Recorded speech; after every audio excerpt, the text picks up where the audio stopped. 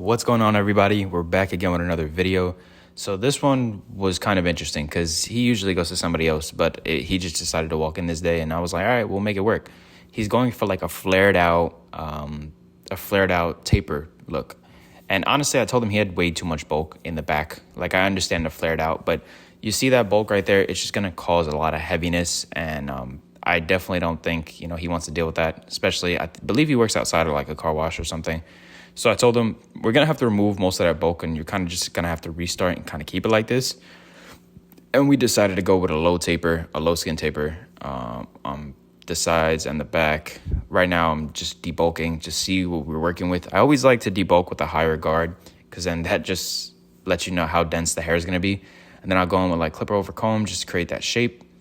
And right there, you see his hair naturally flares out anyways. So it was just a matter of having too much bulk. And then the top, I kind of clipped off. He didn't want to cut anything off the top. Like, initially, he was like, yeah, let's cut it. And then I guess he's not used to this type of, this much hair coming off at once. And honestly, when most people are asking for a drastic change like this, you have to kind of like nudge them into it. Unless you could just point out like why this would benefit them. Personally, I would have got this in the beginning of the summer and then let it grow out into the shape that I wanted to. But I left the shape that he liked, and then you see me right here going with the grain. I believe that's a 4-guard with the grain lever closed. Again, just trying to see where we're masking down there, and then I go through my steps, lever open, 1 open, and then 1.5 flicking out, 2 flicking out. I'm not going to show every single step because, like I said, not really a tutorial. But yeah, it's cool just to try to do different techniques to make it stand out for each person.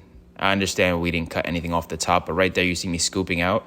It's just because I'm trying to keep that shape, and if I would have just dug into his skull, it would have just ruined that shape and it would have caused a big indent. So I like to just see what I can do from there. A lot of it's going to be freehand. I just got the Andis Masters corded, so this is going to be the first time I'm kind of transitioning to corded. I want to see what I'm able to do with it. I do believe the Andis Masters corded just creates the easiest gradient and just a nice blend overall. And it's a less work.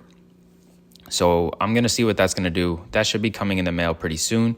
I'm going to try to see if I can upload some videos with it. I'm not used to having a cord. I didn't start with a cord. I started with the Wall Magic clips. I started with the Andis Slimlines and some foil shavers from Andis. That was my setup when I started. I believe that was like 5 years ago at this point. So that's kind of crazy.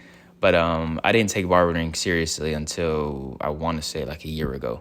So I don't really count 5 years of experience. I was cutting myself and I was messing myself up a lot. So I just kind of take it from there. Anyone that's trying to figure out if they want to become a barber, I say just buy what you can at first and learn how to cut your own hair. Because if you can cut yourself, you could definitely move on to cutting other people and get as much experience and practice as you can before you decide to pursue it as a career. For me, I knew this was it. Like, I've always been in love with barbershops, and it's just been my go-to place. Kind of felt like a second home in a sense. So I just decided I was going to be a barber from there.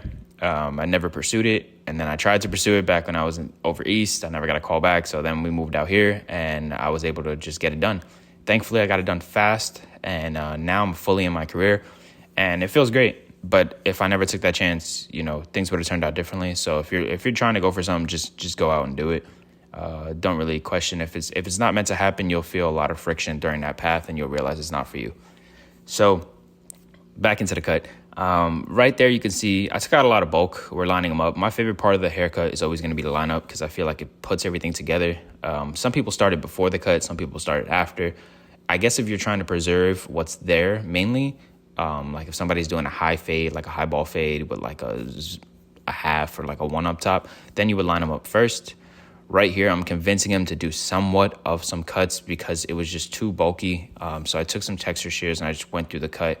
But he wanted nothing else off. So I was like, all right, fine. Like, this is what you want to do. I'm not going to force you. I'm going to tell you it might look a little crazy.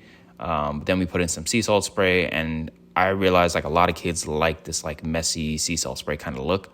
And then they do this thing where they just run their hair through it a million times. And that's what they do throughout the day. I didn't do that growing up. It's weird. That's what they like to do. But me, I constantly brush my hair. So I guess it's kind of the same thing, just different people. But hope you guys like the cut. He did like the cut. He asked for my Instagram and stuff, so I gave it to him if next time he wants to book. Then I'm just going to show you the side angles. I think we definitely mastered that tapered out look, flared out look. But I'm going to catch you guys on the next one.